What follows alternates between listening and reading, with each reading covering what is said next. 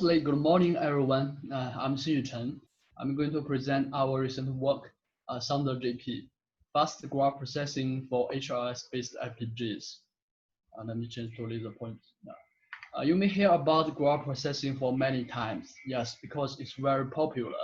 Basically, graph processing is a very powerful tool for data analytics because the datasets from many application domains such as social networks, cybersecurity, and machine learning can be represented by graphs. Okay. With the exponential growth of the data in current information age, the performance of graph processing is very important. FPGA has been a very popular device to accelerate graph processing, benefiting from fine-grained and massive parallelism, and also better energy efficiency, also the extreme configurability. However, the traditional RTL-based FPGA development is very time-consuming, and also it requires deep understanding of hardware. So to ease the use of FPGAs and also boost the adoption of FPGAs to other domains, HLS tools come. Basically, it provides high-level programming model. For example, you can program the FPGA with C language or C++ language, and also ideally it hides the hardware details. So what we are doing is that graph processing for HLS-based FPGAs. So here's the outline of our ThunderGP. Firstly, I will introduce on-the-fly data shuffling for graph processing of ThunderGP.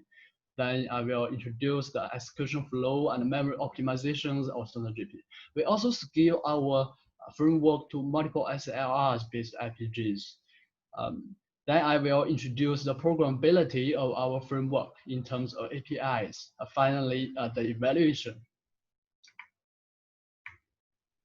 Because there are many kinds of graph processing algorithms, and also the algorithms are evolving. So it's very important to have a model that can abstract all the algorithms, and also it can be easily extended to new algorithms. So the GAS model is such a model that is widely adopted in current graph processing frameworks. Let's see how it works. Basically, for a graph, it contains nodes and also their connections, which are known as edges. The GAS model processes a graph by traversing the edges from source vertex to destination vertex. It has 3 stages. The first stage is scatter. Basically, for an edge, an update tuple is generated with format of destination and value. Let's take the vertex 1 as an example. It has 2 neighbors here, vertex 7 and vertex 2, right? So it will generate 2 tuples with destination with 2 and 7 respectively. And also the x, y will be generated with the property of vertex 1. You can see the property is read here of vertex 1. And also then with the compute this vertex property with the edge property, the concrete computation is really determined by your algorithm. So in the next state, which is gather, basically it accumulates the values to destination vertexes. Basically, it accumulates the x, y to properties of vertex 2 and vertex 7 respectively. So how it does is this. Firstly, we read the vertex property of vertex 2 and vertex 7. You can see we first read it, and then we operate it with x and y respectively, and then we write back. Again, this operation is really determined by your concrete algorithm. Then after all the edges finish scatter and gather stages, we have another apply stage on all the vertices for next iteration. And also, graph processing of FPGAs has been long-termly studied. There are 2 common techniques here. The first one is VRAM buffering. Basically, as you can see, the neighbors may be very far away from each other for a vertex. So, and also this property array is very big because you have massive vertices. So when you update your neighbors, it will introduce randomness, random memory access. and also it's not predictable because graph structure is very irregular and skewed. So if we can partition this partition array into multiple trunks, and the one trunk can fit into VRAM, then all the updates can be happened in VRAM. As you know, the VRAM provides very low latency and high throughput for random memory access. Another technique is multiple PEs. Because with only one PE, you only have one read or write port, right? So you can update one tuple per cycle only. But with multiple PEs, then you can actually update multiple edges or tuples per cycle. It's the same thing for scatter state. You also need to deploy multiple PEs to generate multiple tuples per cycle. But the challenge thing is that you need to dispatch those update tuples into their corresponding PEs in parallel and at runtime. Because firstly, they are unordered because the neighbors are unordered in graph format. For this example, the first tuple need to go to the P0 because its property is here in this cache, and the second tuple will go to the P1 because its property is here. So here actually needs this shuffling logic. So again, let's see the definition of this shuffling. It's widely used for irregular applications. Basically, the data with format, destination, and value will go to the destination PE. This finger, different arrows with different colors, just show a few shuffling examples. You can see we have many possibilities because that's really determined by your value. Only you process it, then you know where and which PE to go. So it's a runtime information. You cannot determine this connection at compile time. So the challenges are that, firstly, we need to handle this runtime data dependency. That is especially challenging for HLS. I will introduce it later. And also, it needs a very high parallelism. Otherwise, it just offsets the benefit of multiple PEs, right? Because if it has low parallelism, then this stage, the shuffling stage, will be the bottleneck. So yeah, the system performance will be constrained by this stage. However, HLS does not natively support shuffling. Firstly, HLS lacks fine-grained control logic. That means RTL-based NOCs is not applicable in this case. And also there is no vendor-specific extension for shuffling, just as another paper argued. More importantly, HLS only conducts a static analysis at compile time. So it fails to extract the parallelism in functions with runtime data dependency, because this information cannot be obtained at compile time. We also seek the potential solutions from existing works. The first one is a very naive solution pooling method. The basic idea is that each P checks the tuples serially to see whether it needs to process this tuple. If yes, then it processes, otherwise just skip it.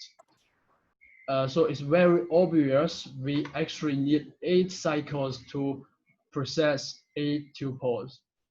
And also the bubbles are introduced. Bubbles means we actually waste many cycles on checking the tuple that is not wanted. So the parallelism is only one because one cycle per cycle, sorry, one tuple per cycle. Another solution is from convergence kernel.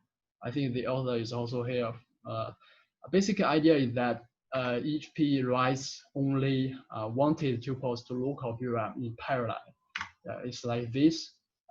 Basically, one P can evaluate whether those tuples need to be processed by it in parallel and only write wanted tuples into VRAM here.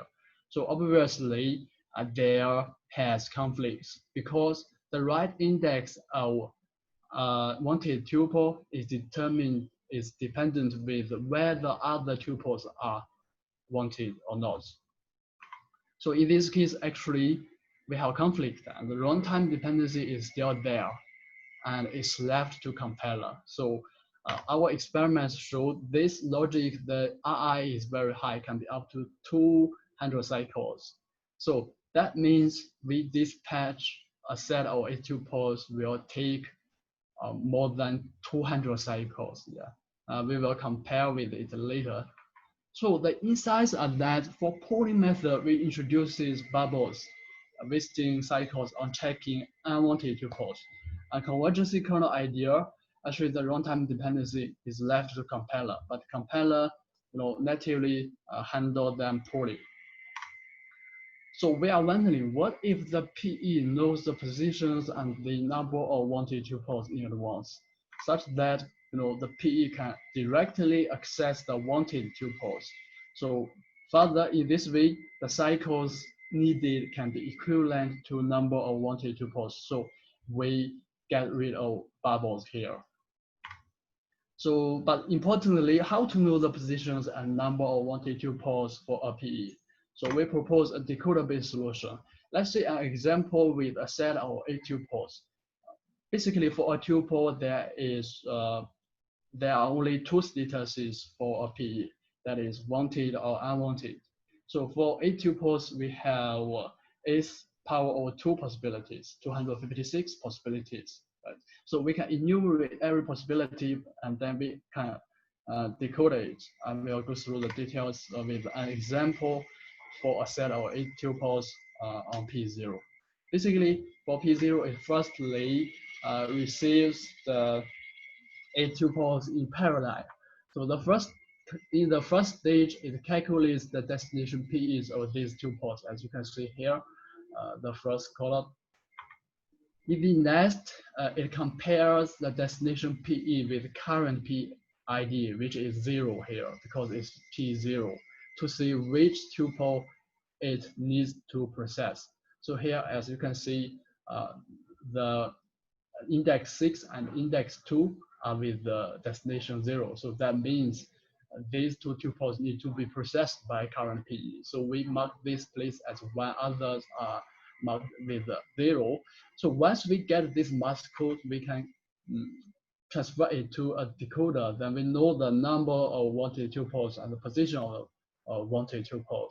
Basically, you can take this decoder as a lookup table already.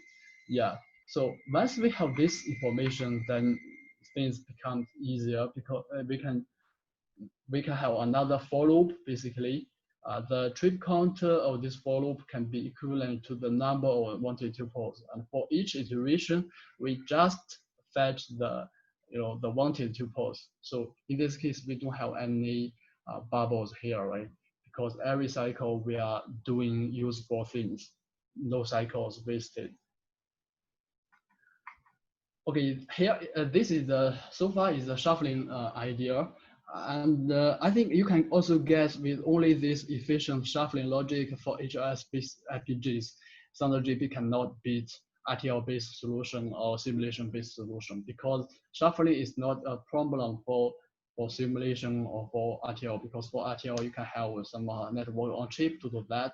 For simulation, they can assume there is a logic can do that, then they can simulate it.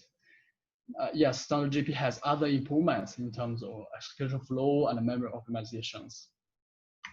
So firstly, unlike the existing theory execution of scatter stage and gather stage, which means the FPGA firstly executes the scatter stage for all the partitions and then stores the intermediate data to DRAM, and then load the data from DRAM to do all the gather stages for all the partitions. ThunderGP actually pipelines the scatter state and gather state inside FPGA. So ThunderGP reduces memory accesses to global memory on both random and sequential memory accesses, because storing and reading the intermediate data from previous works actually introduce both random and sequential memory access. That is a very large overhead. Another aspect is that because we have a longer pipeline inside FPGA, so ThunderGP exploits pipeline parallelism better. But one side effect is that we need to access the source vertices directly from DRAM. Yeah, but the good thing is that the source vertices are in ascending order with graph formats, for example, CO, CSR, CSC. Yeah, so we believe these memory accesses have some pattern, and we can analyze it and optimize it. Yeah, the first one we find is catching. We find deep blocks actually build very good locality. This figure shows the reuse count of deep blocks over different graphs. You can see the reuse count is very high basically. And also the reuse distance is always 0 because source vertices are in ascending order already. Second technique can be coalescing, because the source vertex and the scatter P are requesting are not too far away from each other. So we can actually coalesce the memory requests from different scatter P's to further reduce number of memory requests to global memory. And then we can also deploy prefetching, because as you can see, the request address are monotonically increased. So we can actually prefetch the source vertices for further use in future. The last technique is execution access decoupling, because a graph is very skewed and irregular. That usually leads the throughput fluctuated. If we deploy this decoupling, then the access sometimes can be ahead of execution. Hence, the memory access latency can be further reduced. Yeah, here shows the overall architecture of ThunderGP on a single SLR. Basically, we read the edges from DRAM or partition. Firstly, the SRC duplicator will duplicate the source vertex indexes to memory request generator. And this generator will collect the memory request, the indexes, and generate the real memory request to burst read engine. The burst read engine will conduct prefetching and also interact with the DRAM here. And also it updates the cache. So in this way, the scatter P can fetch the data from cache instead of DRAM. So the latency and also the throughput can be improved. That scatter P is actually can generate multiple tuples to shuffle states, and shuffle these multiple tuples into their corresponding gather P's. After all the gather P's finish work, we write the property to DRAM. And also after all the partitions finish this long pipeline, another apply function, apply kernel will be executed for next iteration. And we also scale the framework to multiple SLRs. Basically, for multiple SLRs FPGAs, it provides more memory bandwidth and more memory channels. As you can see here, we have 4 memory channels and also more resources. So first thing we need to do is tune the suitable number of kernels to satisfy the memory bandwidth of the multiple SLRs. Then we need to feed the kernels into multiple SLRs. And we follow one principle is that not letting the kernels across the SLR, because crossing SLR leads to very high overhead in terms of timing. And then once we deploy the hardware kernels into SLR, we need to schedule the graph partitions to SLR. I don't go into the details on this. Let me show you the programmability of our framework, because in terms of APIs. Actually, ThunderGP provides 3 levels APIs, L1, L2, and L3. With L1, basically, you can take the whole control of the hardware. You can construct the basic modules to build the data flow and also your hardware kernels. With L2, it provides hooks for mapping new algorithms. And L3 is higher level. Is much higher level. It wraps the partition scheduling, memory management, and verification for multiple SLRs. Let me show you the L2 level because it's It's very important for mapping your algorithm. Yeah, this finger shows the hooks that need to be tailored to users' algorithm. And also we have detailed descriptions here. You can check the details in this GitHub link. I just directly show you an example with the SPMV. As you can see, graph processing algorithm can be easily extended with these APIs. It's very simple, and also you just need to write the code with C++ or C language.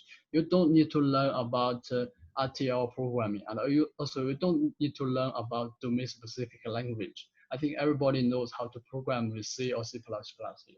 Again, you can check the details in GitHub. Yeah, finally is the evaluation. We conduct our experiments on both Intel and Xilinx platforms. We chose 4 commonly used applications: BFS, SSP, PageRank, and also SPMV. For dataset, it contains both real world and big graphs. Firstly, we compare the proposed shuffling. Basically, we compare the performance of graph process frameworks with different shuffling solutions. As you can see in this figure, our proposed methods can be up to 100 times better than the solution in work 1, and also 6 times better than pooling method. We also evaluate the memory optimizations. As you can see in this figure, 4 methods cumulatively contribute to final performance over the baseline. And the speed up can be up to 32 times. Finally, we compare ThunderGP with state-of-the-art work. As you can see, the speed up is around 1.4 or 1.5 times. Maybe you think it's not a very significant speed up, but the one thing you need to note is that ThunderGP is using HLS, and also our performance, more importantly, our performance is measured on board implementations, while their performance is presented with simulation. I think there is a big gap there from ideal architecture design to real implementation, because the memory access is very hard to simulate, and there is almost no accurate DRAM simulators there. I think, yeah. Finally, ThunderGP is publicly available on GitHub, and also is featured at Xilinx apps and libraries. So welcome to use and comment it. Okay, for conclusion, basically there is a pressing need for high performance graph processing frameworks. We actually propose ThunderGP, FPGA-based graph processing framework that can enable these scientists to enjoy the performance, but without compromising the programmability. To the best of our knowledge, this is the fastest graph processing framework on HLS-based FPGAs, and also I think it's publicly available. I think this point is pretty important. Okay, this is the this is the future work. I think for future work we have a lot to do. First thing is how to beat CPU or GPU. Although ThunderGP almost achieved the full potential of memory bandwidth, the performance is still behind the GPU-based frameworks, because let's think about the memory bandwidth. GPU is maybe 4 times or 5 times better than FPGAs. But the good thing is that we have more powerful hardware, HBM-based one. For HBM-based GPU and FPGA, the gap is smaller actually. GPU is only 2 times better than FPGA in terms of memory bandwidth. So if the gap, the gap between the memory bandwidth utilization and the memory bandwidth capacity on FPGA is much smaller than that on GPU, then we have opportunities. Another aspect is to go beyond the simple graph model, because actually only the guess model is too simple to be efficient for many algorithms. If you read the papers on graph processing or model hardware, you may find that the systems on CPU or GPU generally are more complex than that on FPGA. But there is always a question whether it's suitable for hardware or more complex systems. The last point is to go beyond the simple graphs, because graphs in real applications are far more complex than static graphs in experiments. For example, dynamic graph processing, this kind of a thing. We have a large space to explore actually in this area. Okay, here are the acknowledgements. Yeah, that's all of my